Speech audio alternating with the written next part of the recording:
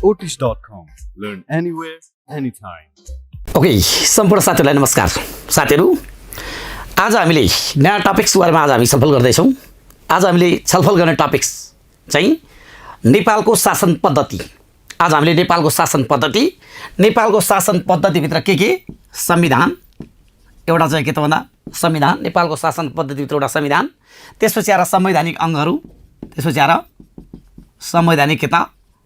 संवैधानिक अङ्गहरू बारेमा छलफल गर्छौँ र त्यसपछि अनि मौलिक हक, त्यसपछि आएर साथीहरू हामीले चाहिँ मौलिक हकको बारेमा छलफल गर्छौँ आज। मौलिक हक पछि त्यसपछि आज हामीले कार्यपालिका, व्यवस्थापिका र न्यायपालिका, कार्यपालिका अनि व्यवस्थापिका र अनि चाहिँ न्यायपालिका। साथीहरू, आज हामीले चाहिँ यो टपिक्सको बारेमा चाहिँ छलफल गर्नेछौँ। आज हामीले चाहिँ यो चाहिँ तपाईँको चाहिँ 1.7 कति त 1.7 यो टपिक्स आजको हो। आज हामी यो टपिक्सको बारेमा चाहिँ विस्तृत छलफल गर्छौँ। के रहेछ त नेपालको वर्तमान शासन पद्धति है। नेपालको वर्तमान शासन पद्धति र वर्तमान शासन पद्धतिभित्र हामीले पढ्ने के हो त भन्दा संविधान, संवैधानिक अङ्गहरू, मौलिक हक, कार्यपालिका, व्यवस्थापिका, न्यायपालिका, यसको बारेमा आज हामी इन डिटेलमा छलफल गर्नेछौँ ताकि तपाईँहरूलाई कुनै पनि खालका कन्फ्युजन नरहने गरी सबै कुरा आज हामी पढ्छौँ। अब तपाईँहरूलाई भन्ने बेला त नेपालको वर्तमान शासन पद्धतिभित्र यो पढ भनेको वर्तमान शासन पद्धति यहाँनिर दुईवटा थोप्लो छ। यहाँ दुईवटा थोप्लो भनेको यहाँभित्रको वर्तमान शासन पद्धतिभित्रका यी विषयवस्तुको बारेमा पढ, संविधानको बारेमा पढ, संवैधानिक अङ्गको बारेमा पढ, मौलिक हकको बारेमा पढ, कार्यपालिका, व्यवस्थापिका र न्यायपालिकाको बारेमा पढ भनेको खास हामीले। तर हामीले सिधै हामी संविधानमा जाँदैनौँ।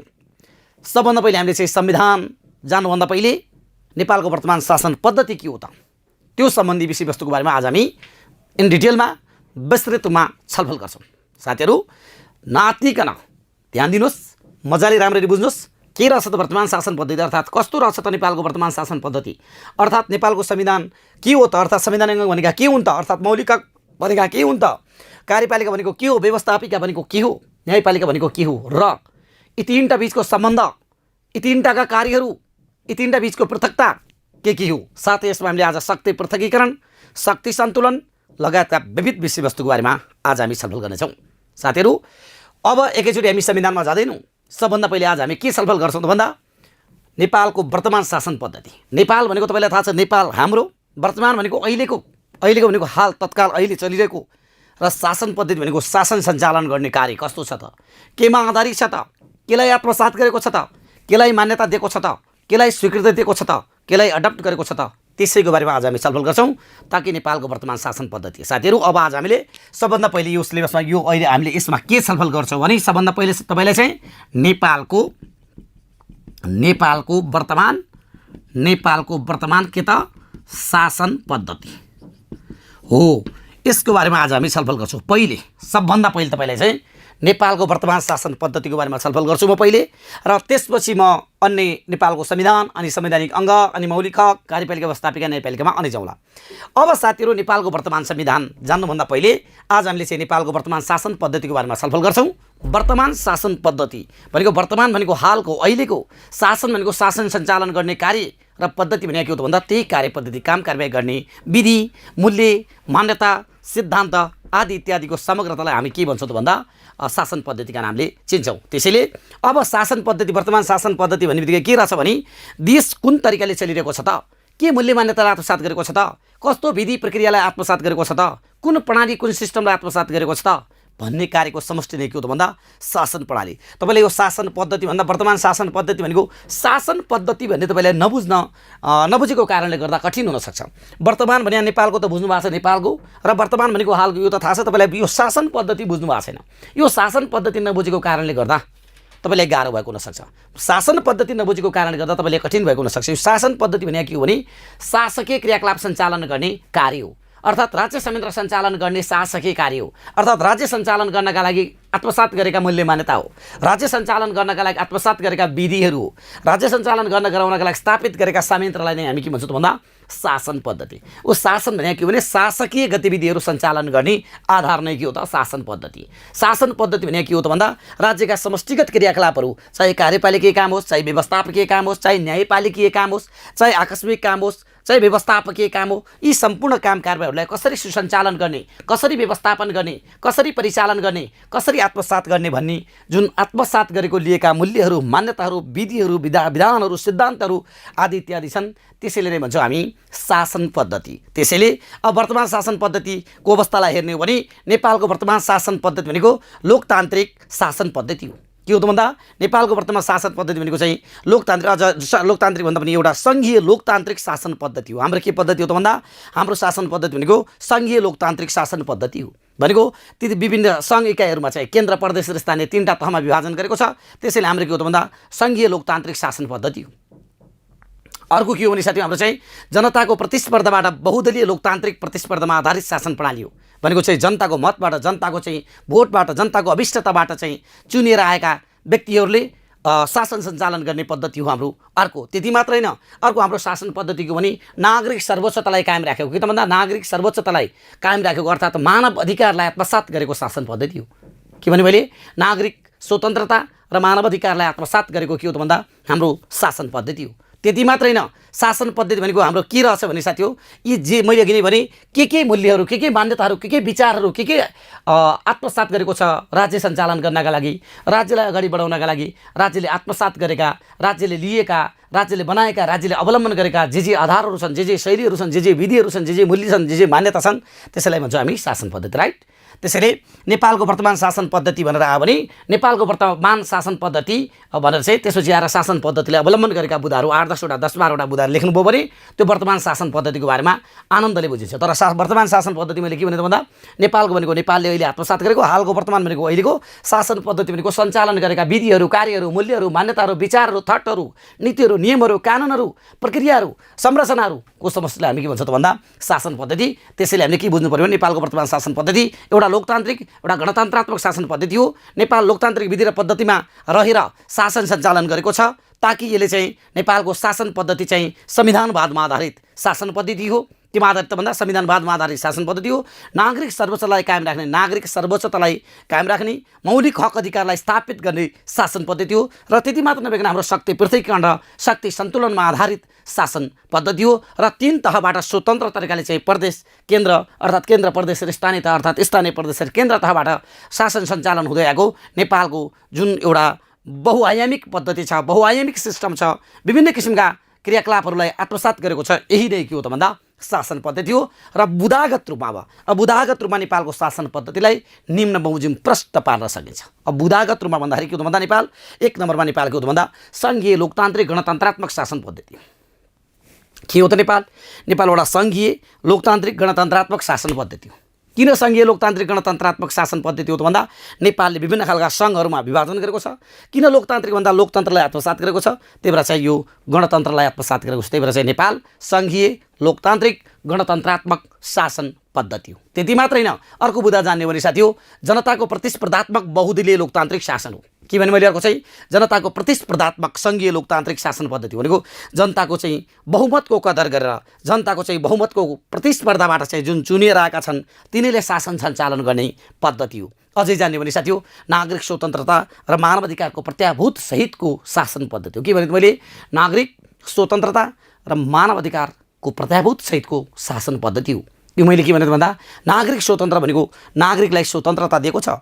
नागरिकलाई संविधानमा हामीले स्वतन्त्रताको हक, समानताको हक के भनेर मौलिक हकमा राखेका छौँ। त्यसैले नागरिक स्वतन्त्रता र मानव अधिकारको संरक्षणमा आधारित शासन पद्धति हो। यसले चाहिँ मौलिक हकलाई पनि आत्मसात गरेको छ, स्वतन्त्रतालाई आत्मसात गरेको छ, मानव अधिकारलाई आत्मसात गरेको छ। अझै जान्ने भने साथी हो यो बालिक मताधिकार भने थाहा छ, बालिक मताधिकार आवधिक निर्वाचनमा आधारित शासन पद्धति हो। बालिक मताधिकार भने के हो भने तपाईँ हामी नागरिकले नै मत दिएर तपाईँ हामी नागरिकको अभिष्ट मतबाट राज्य सञ्चालन गरेको एउटा निर्वाचन प्रणालीमा आधारित शासन पद्धति हो। अझै जान्ने भने साथी हो पूर्ण प्रेस स्वतन्त्रता के छ त हाम्रो पूर्ण प्रेस स्वतन्त्र भन्ने थाहा छ।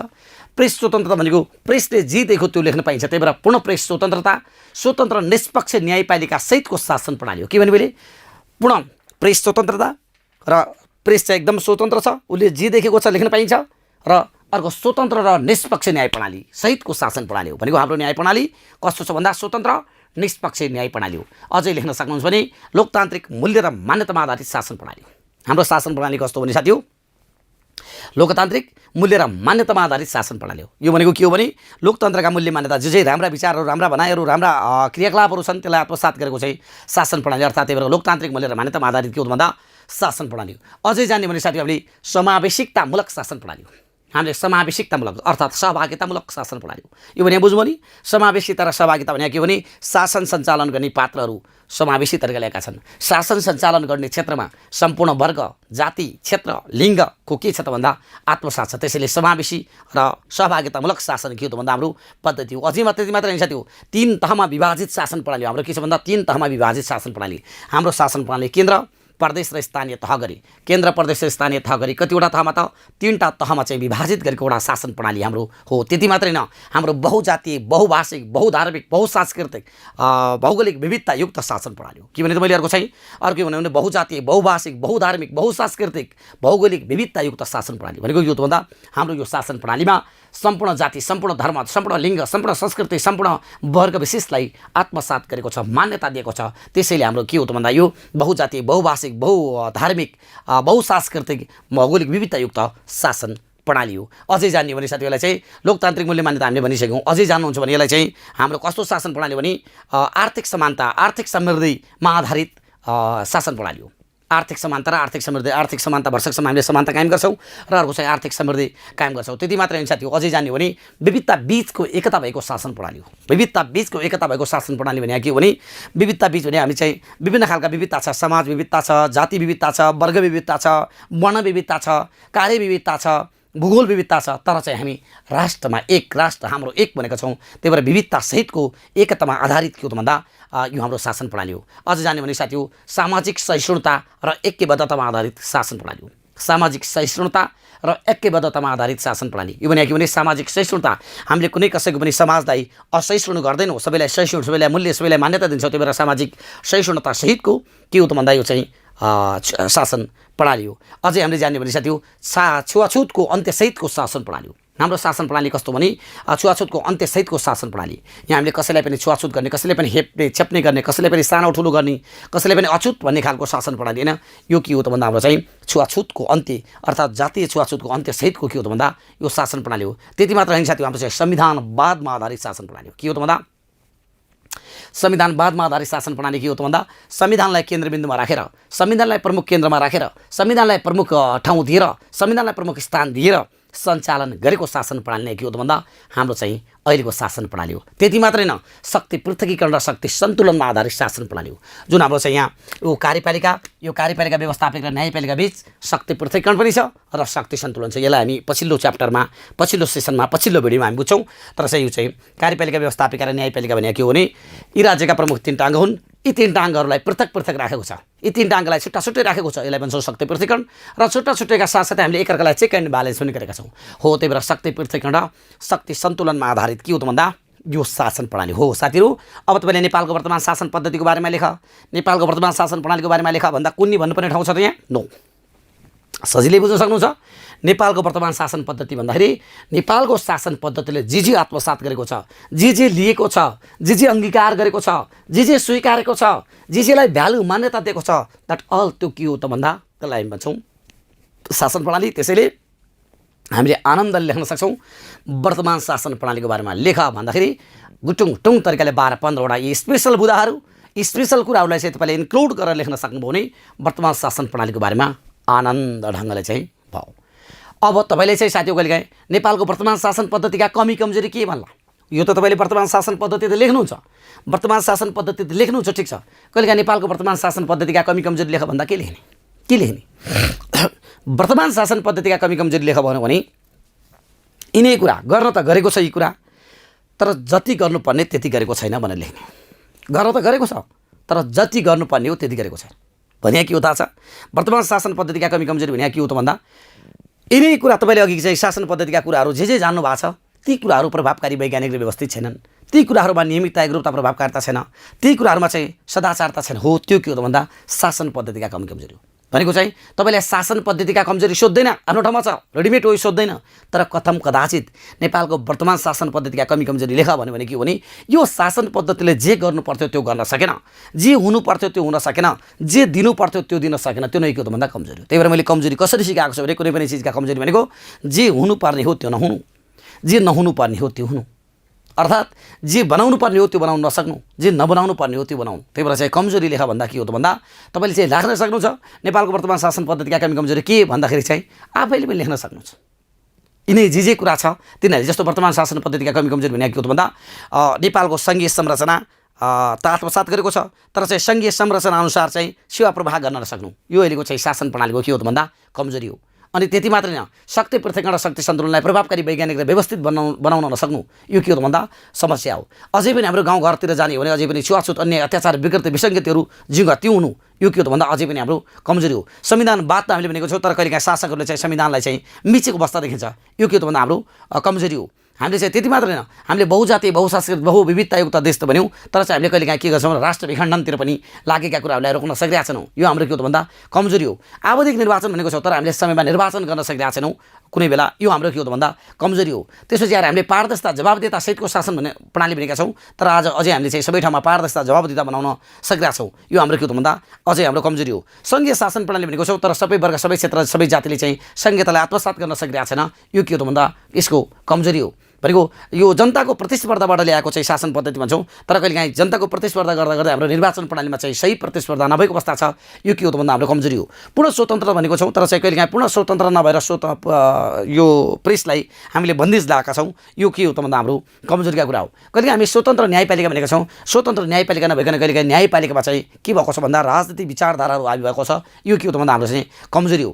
त्यसपछि आएर हामीले चाहिँ तीन तहको त शासन गऱ्यौँ, तीन तहमा चाहिँ विभाजन गऱ्यौँ, तर चाहिँ हाम्रो सक्षम सबल र प्रभावकारी बनाउन सकेनौँ। तीन तह बनाउनु त बनायौँ, भागभण्डा त गऱ्यौँ, तर भागभण्डा गरेर के गर्ने, ताकि अझै के छ भन्दा परसरीय अर्थात् अर्काको अधीनमा अर्थात् अर्काको चाहिँ आसमा बस्नुपर्ने अवस्था छ, यो पनि के हो भन्दा हाम्रो ठुलो समस्या हो। त्यति मात्रै साथी हो, हामीले चाहिँ समावेशिकता त गऱ्यौँ, तर सबै क्षेत्र सबै तहमा चाहिँ हामीले समावेशिकतालाई आत्मसात गर्न सकेनौँ, र हामीले संहिता त भन्यौँ कानुनमा आधारित संविधानमा आधारित, तर हामीले चाहिँ चाहिने खालका आधुनिक वैज्ञानिक व्यवस्थित नीतिहरू निर्माण गर्न सकेनौँ। अझ हामीले भन्यौँ अर्को कमजोरी हुँदा हामीले संस्थागत संयन्त्रलाई चाहिँ बलियो बनाउन सकेनौँ, बनाउनु पर्ने संस्थागत संयन्त्र बलियो बनाउनु पर्ने, तर संस्थागत संयन्त्रलाई हामीले चाहिँ बलियो बनाउन सकेनौँ। हो, यो यदि कमी कमजोरी लेख भन्यो भने साथी हो, तपाईँलाई इन द लास्टमा मैले के भन्छु भने कुनै पनि चिजका तपाईँलाई यदि कमी कमजोरी लेख भनेर यदि आएको छ भने जे हुनुपर्ने हो त्यो नहुनु र जे नहुनु पर्ने हो त्यो हुनु भनेर लेखिदिनुहोस्, त्यो तरिकाले चाहिँ आनन्द हुन्छ। ताकि अघि भएकै कुराहरूमा सफिसियन्ट छैन, अघि भएकै कुराहरूमा पूर्णता छैन, अघि भएकै कुराहरू चाहिँ प्रभावकारी ढङ्गले सञ्चालन गरेका छैनन् भन्ने कुराहरू जान्यो भने यो के हो त भन्दा कमी कमजोरी। कमी कमजोरी भनेको साथी हो नयाँ कुरा केही पनि होइन। कमी कमजोरी भनेको के हो भन्दा जस्तो मैले तपाईँलाई चाहिँ पढाउनु पर्ने हो राम्ररी, मैले तपाईँलाई राम्ररी पढाउन नसक्नु, यो के हो त भन्दा कमजोरी हो। मैले तपाईँलाई चाहिँ सबै कुरा डेलिभर गर्नु, तर सबै कुरा डेलिभर गर्न नसक्नु, यो के हो त भन्दा कमजोरी हो। तपाईँको चाहिँ सोधेका प्रश्नहरूको उत्तर दिनु तर दिन सकिएन, यो मेरो के हो त भन्दा कमजोरी। कमजोरी भने के हो भने जे हुनुपर्ने हो त्यो नहुनु र जे नहुनु पर्ने हो त्यो हुनु। यसरी जान्नु भने तपाईँले हरेक चिजका कमी कमजोरी जान्नुहुन्छ, ताकि कमी कमजोरी भनेको अत्यन्त सजिलो हो। सबैभन्दा सजिलो क्वेसन लेख्नका लागि, उत्तर लेख्नका लागि सबभन्दा सजिलो सम्भवतः कमी कमजोरी नै हुन्छ जस्तो मलाई लाग्छ। किनभनेदेखि कमी कमजोरी भनेको तीन चारवटा उद्देश्यहरू कुराहरूबाट जान्न सकिन्छ। एउटा जे हुनुपर्ने हो त्यो नहुनु र जे नहुनु पर्ने हो त्यो हुनु एउटा। अर्को यसका गुणहरू जान्नु भने ती गुणलाई उल्टाउँदाखेरि पनि के हुन्छ भन्दा कमजोरी हुन सकिन्छ। र अझै तपाईँले जान्नुभयो भने उद्देश्य जान्यो भने उद्देश्यलाई उल्टाए पनि के हुन्छ त कमी कमजोरी हुन्छ। साथीहरू हामीले के बुझ्यौँ त भन्दा हामीले नेपालको वर्तमान शासन पद्धति के भन्ने कुरा हामी लेख्न सक्छौँ। मैले तपाईँलाई वर्तमान शासन पद्धतिका कुरा जे जति भने नि तपाईँले चाहिँ यदि वर्तमान शासन पद्धतिका विशेषता लेख भने पनि लेख्ने त्यही हो, विशेषता लेख भने पनि लेख्ने त्यही नै हो। त्यसैले वर्तमान शासन पद्धतिको बारेमा हामीले जान्न सक्छौँ भन्ने मैले आशा लिएको छु, वर्तमान शासन पद्धतिको बारेमा बुझ्न सक्छौँ भन्ने मैले आशा लिएको छु। साथीहरू यति भइसकेपछि तपाईँले नेपालको वर्तमान शासन पद्धतिको बारेमा लेख्न सक्नुहुन्छ भन्ने मैले कुरो बुझेको छु। ओके, सक्नुहुन्छ होइन?